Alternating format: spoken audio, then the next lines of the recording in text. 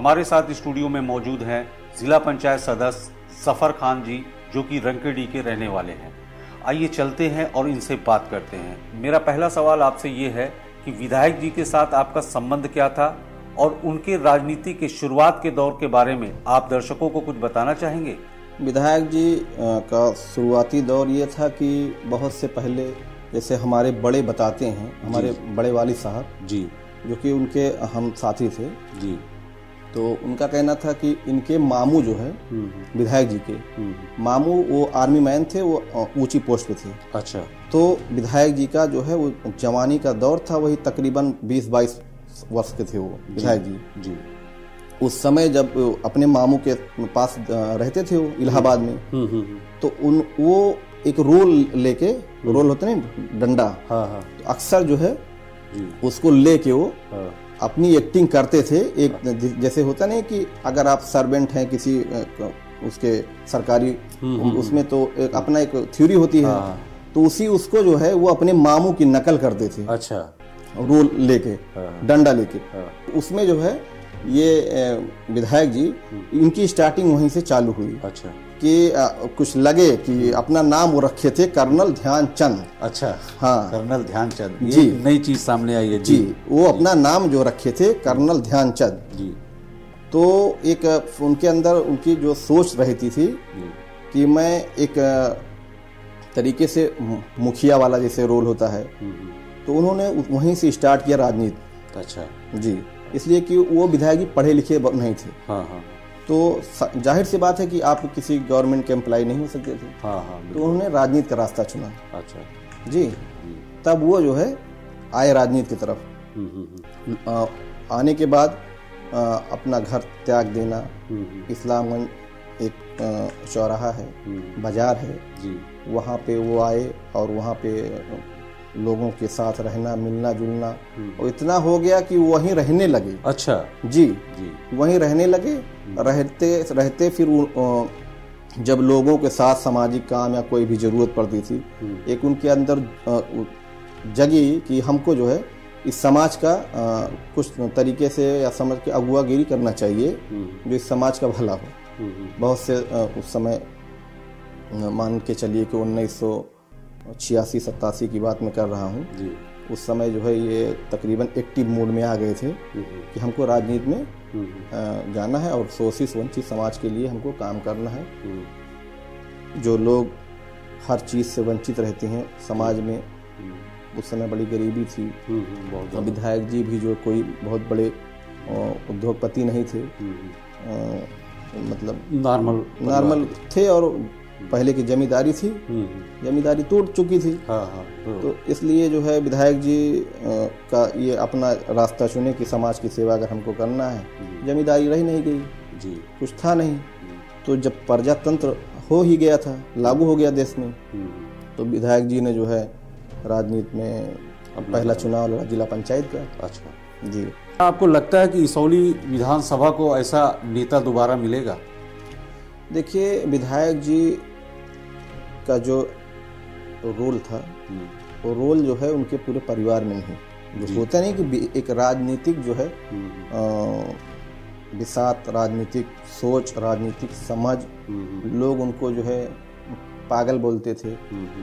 और विधायक जी एक इतिहास बनाए कि जिला पंचायत चुनाव 3 मरतबा उन्होंने लड़ा, चुनाव जीता, और उसके बाद वो चुनाव टिकट मांग रहे थे समाजवादी से, विधानसभा के लिए उनको टिकट नहीं दिया गया और निर्दल चुनाव लड़ी और 12,000 वोट उनको मिला। 12,000 वोट पाने की वजह से जो अधिकृत प्रत्याशी था समाजवादी से, समय मलिक जहीन साहब थे जी, तो इनका 12,000 वोट मिलना, उनका हारना जी। तो उसमें जो है पार्टी के कार्यकर्ताओं ने विरोध भी किया था माननीय मुलायम सिंह यादव जी से कि आप जो है इनको टिकट ना दीजिए, और उनको टिकट नहीं दिए। मगर उसके बाद इनकी पैरवी माननीय आजम खान साहब ने की कि आजम साहब ने कहा मुलायम सिंह जी से कि आप देखिए, वो बंदा जो है 3 मरतबा जिला पंचायत चुनाव जीता है जी, अगर जनता नाराज होती उनसे तो वो चुन के 3 बार जीतते ही नहीं। तो उनको जो है मुलायम सिंह जी को उस बात जो है समझ में आई जी, जो यहाँ का संगठन था वो विरोध कर रहा था कि आप इनको टिकट क्यों दे रहे हैं। तो उन्होंने इसी बात का प्रमाण दिया कि वो बंदा 3 मरतबा लगातार जिला पंचायत हुआ है, वो चुनाव जीत रहा है और मुझे जीतने वाला प्रत्याशी चाहिए। इसी बात पे जो है आजम खां की बात को उन्होंने मानते हुए उनको टिकट दे दिया। मतलब 2012 में चुनाव जीत गए, विधायक बन गए। आपका कहने का मतलब ये है कि उनके राजनीतिक जीवन में आजम खां का बहुत बड़ा योगदान था। उस समय जो है कोई पैरोकारी करने वाला अगर था तो वो आजम साहब थे जी। जो विधायक जी को टिकट मिला 2012 में, वो सीधा जो है आजम साहब की देन थी जी, जो इनको टिकट मिला जी। इसलिए कि थोड़ा से विधायक जी इस टाइप के नेता थे कि बहुत किसी नेता को जो है वो मगर मानते थे तो आजम साहब को मानते थे जी। सुनते हैं काफ़ी बेबाक थे और हाँ बेबाक थे, और उनकी इसलिए कि वो जो है, अब देखिए हमारे रिश्ते में हमारे साड़ू भी लगते थे जी जी। हमारी ससुराल और विधायक जी एक ही परिवार में शादी हुई। अच्छा जी। तो राजनीति में जहाँ तक है कि हमारे गुरु भी थे वो। अच्छा। इसलिए कि हमारा जो है व्यवसाय था और मैं अपने व्यवसाय में लगा रहता था। तो विधायक जी अक्सर जो है जिला पंचायत जब तीसरी मर्तबा थे जी, विधानसभा टिकट पाने से पहले जी, वो हमारे पास आके, वही इस्लामगंज में मेरी दुकान थी, और वो साड़ू कह के और दोनों लोग अक्सर में बैठते थे और बातें होती रहती थी। तो विधायक जी को जब टिकट मिला जी, तो हमसे विधायक जी ने कहा कि अरे साड़ू आप आ जाइए हमारे साथ, इसलिए कि हमारे पिताजी दूसरी पार्टी से राजनीति करते थे। अच्छा। और ये समाजवादी से राजनीति करते थे जी। तो उस समय जो है हमने जो है ये सोचा मन में कि ये साड़ू जो है हमारे अब टिकट पा गए हैं तो कम से कम इतना बनता है कि हम लोग जो है बिल्कुल इनकी मदद कर दें। बिल्कुल। जैसे पूरी आवाम ने आज तक मदद की, हम भी साथ जुड़ जाए इनके। तो जब इनके साथ हम जुड़े तो हमें बड़ी सीख मिली। राजनीति की जो होती है बुनियादी जमीनी एक तरीके से, वो हमने इनसे सीखा कि जैसे विधायक जी का सबसे ये होता था कि विधायक जी हमेशा जो है डायरेक्टली काम करते थे, माध्यम नहीं होता था। अच्छा जी। वो किसी माध्यम से काम नहीं करते थे। आप वो हमेशा जो है ना कोई उनके पास कोई बड़ी कार या बड़ी बड़ी गाड़ियाँ फॉर्च्यूनर वगैरह या कोई ऐसे भावकाली नेता नहीं थे। वो सिंपल उनका जो जीवन था, हर लोग उनसे मिलना जो है आसान था, लोग मिलते थे उनसे। इसलिए विधायक जी से हमने सीखा कि जो है राजनीति अगर करना है तो जमीन स्तर पे जो है किया जाए और लोगों को जैसे एक समाज होता है रोजमर्रा की जिंदगी जीने वाला, उसी ढंग से उसी तरीके से हमें भी रहना चाहिए। बिल्कुल। कभी भी ओवर नहीं होना चाहिए, और ओवर नहीं थे वो मुझे पसंद आया और उस पे हम भी चले। और जिस वो सीट उनकी जब खाली हुई तो उस समय जो है राम गोपाल यादव जीते थे चुनाव, नहीं सॉरी अखिलेश तिवारी, उस समय में चुनाव नहीं लड़ा था। दूसरी मर्तबा फिर चुनाव हुआ, दूसरा 5 वर्षीय, उसमें फिर राम गोपाल यादव चुनाव जीते उसी सीट जो खाली हुई विधायक जी की। उसके बाद फिर हम चुनाव मैदान में आए। तो विधायक जी ये कहा करते थे कि ये जो लड़का है ये आगे चल के जो है आगे चल के ये जो है अच्छा काम करेगा, इसलिए कि हमेशा साथ रहना था और बहुत सी जिम्मेदारियां भी हमको दिए थे। अच्छा। हाँ, अक्सर जो है जो होता था वो हमसे कहते थे कि ये आपको जफर करना है और आप बस हमने जो बता दिया कि जब तो देखते देखते सीखा हमने। और सारे विभागों में जनपद में किसी तरीके से जो काम कराने का अनुभव होता है वो उन्हीं से हमने सीखा। और आज मैं जिला पंचायत सदस्य। जिस सीट से विधायक जी जिला पंचायत सदस्य हुआ करते थे, मौजूदा समय में उसी सीट से आप जिला पंचायत सदस्य हैं, वो सीट नंबर दर्शकों को बताना चाहेंगे? सीट नंबर देखिए, अगले परसिमन में जब विधायक जी चुनाव लड़ते थे तो वो उसका परसिमन में 23 नंबर सीट थी। अच्छा। अब वो परसिमन में 2-4 गांव इधर 2-4 गांव उधर कटने के बाद हाँ, तो आज इस वक्त वार्ड नंबर 32 है। वो वार्ड नंबर 32 गांव सब वही है। हाँ, 2-4 गांव इधर उधर किए गए थे। इसमें बीडीसी वो काटा जाता है ना। जी। बीडीसी सर्किल बनाया जाता है। जी। तो वही सीट है जिस सीट से विधायक जी जिला पंचायत हुआ करते थे जी। और उससे मैं इस वक्त हूँ जिला पंचायत जी। विधायक जी के विकास कार्यों पे मैंने सबसे क्वेश्चन किया है, मैं आपसे भी पूछना चाहता हूं कि आप उनके विकास कार्यों पे कुछ प्रकाश डालेंगे। विधायक जी 2012 में जब विधायक हुए जी। उस समय जो है सत्ता समाजवादी की थी जी। 2012 से 2017 तक जी। और विधायक जी उस समय जो है बल्दी राय में एक तहसील दिए थे, तहसील बल्दी राय जी। एक बड़ा काम उन्होंने किया था जी। इसी विधानसभा में है वो। और भी काम जो बड़े बड़े काम हैं जैसे CSC है, ये यहाँ क्या कई सारी CSCयाँ हाँ, तो ये स्वास्थ्य केंद्र है। और अपने पीरियड में उन्होंने जो है सत्ता में रहते हुए उन्होंने जनता का काम किया है जी। बहुत से बाउंड्री वाल उन्होंने बनवाए हैं कब्रिस्तान के। आपको लगता है कि 5 साल और विधायक जी होते तो इसौली और विकास कर जाता? देखिए विधायक जी को जैसे वो पार्टी ने उनको उम्र के हिसाब से, हाँ, उम्र के हिसाब से, बीमारी के हिसाब से हाँ, उनको थोड़ा से उनकी उम्र के हिसाब से उनको टिकट न देकर जो है क्या नाम है उनका, ताहिर खान साहब को दिया। हाँ, उनको दिया। और चुनाव जो है वो ऐसा नहीं है कि चुनाव जीतते हो, वो भी है। उनके इंतकाल के बारे में आपको कैसे पता चला और आपका इसके ऊपर क्या प्रभाव पड़ा? हाँ, जब उनका इंतकाल हुआ था तो उस समय जो है मैं एक ग्रुप चलाता हूँ जी। और उस ग्रुप के माध्यम से मुझे जानकारी मिली जी।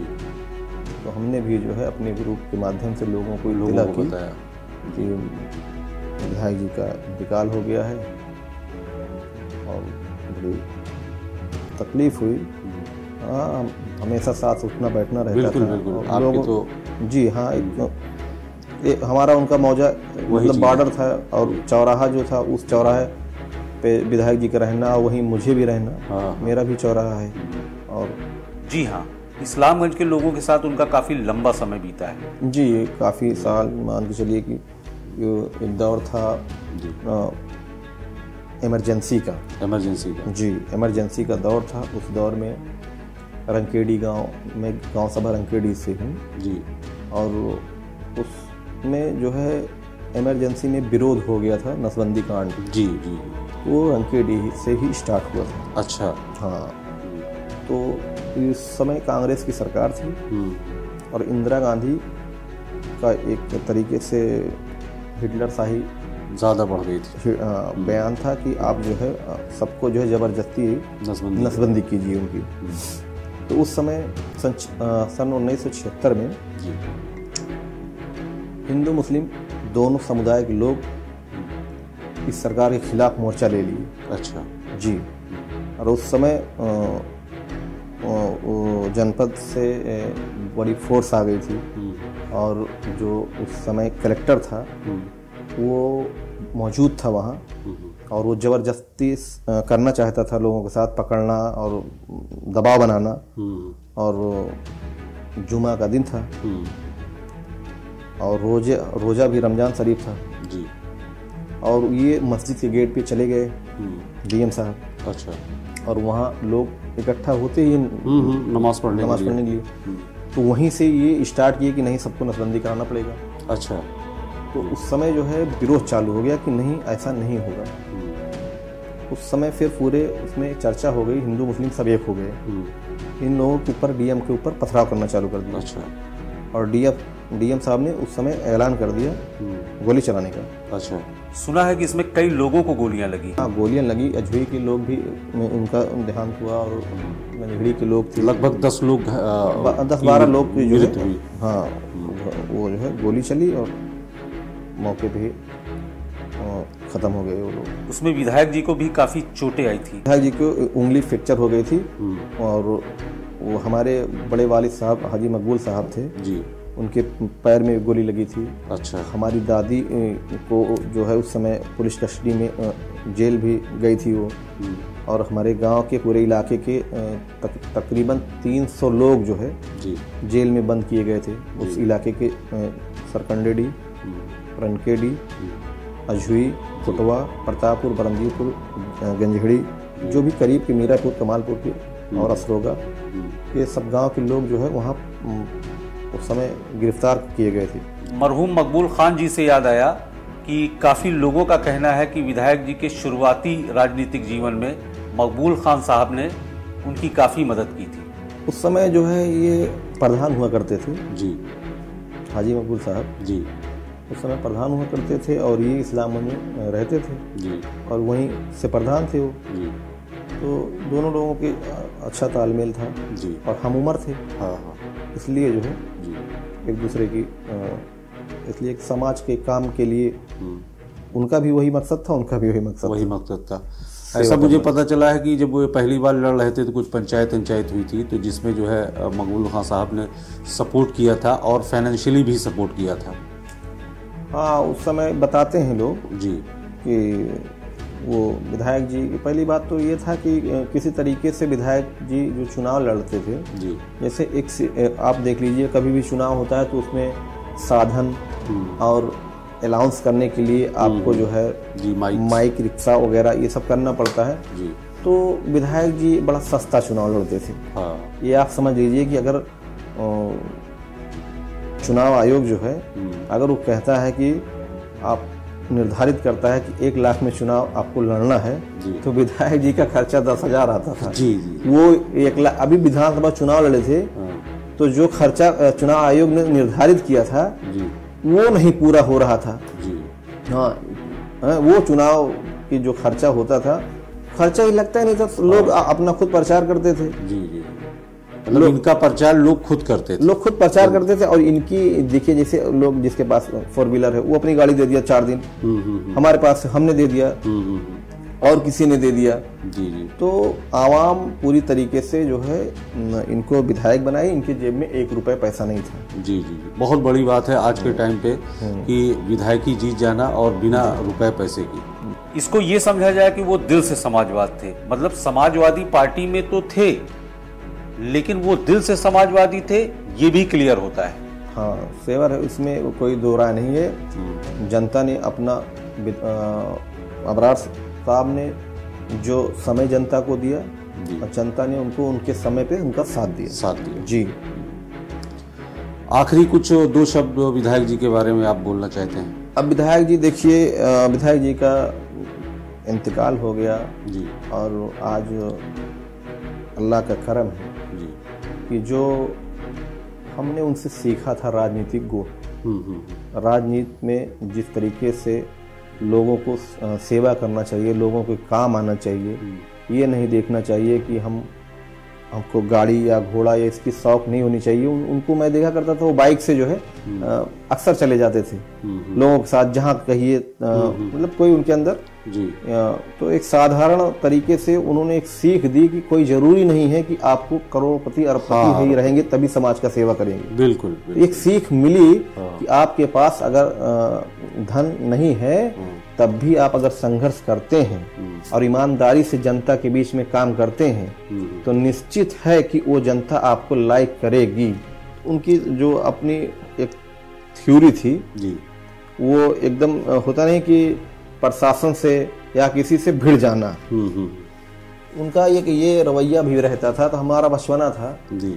एक व्यक्ति थे वो पासपोर्ट के लिए जो है अप्लाई किए थे जी। और वो जा रहे थे हज पे जी, कमाने के लिए नहीं, हज पे जा रहे थे। हाँ। उन्होंने कहा विधायक जी हम पासपोर्ट अपना जो है जी बनवा रहे हैं और हज पे जा रहे हैं, उसके लिए दरोगा साहब पैसा मांग रहे हैं। अच्छा।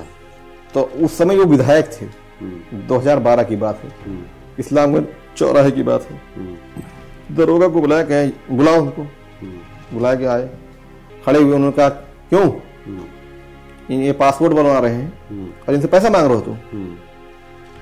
तो वो चुप हो गए। कहा सुनिए मिस्टर दरोगा, तुम्हारी पीठ होगी और मेरे हाथ में कोड़ा होगा।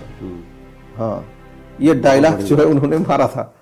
हाँ, तो भ्रष्टाचार के खिलाफ जो है जी, हाँ, इसलिए कि वो हमेशा जो है पैसे पे ध्यान नहीं दिए कभी। बस उनको जितनी जरूरत थी पेट भर भोजन उससे और तन पे कपड़ा जी, और मन में हरदम जनता की फिक्र जी, यही था उनका असली रूप जी।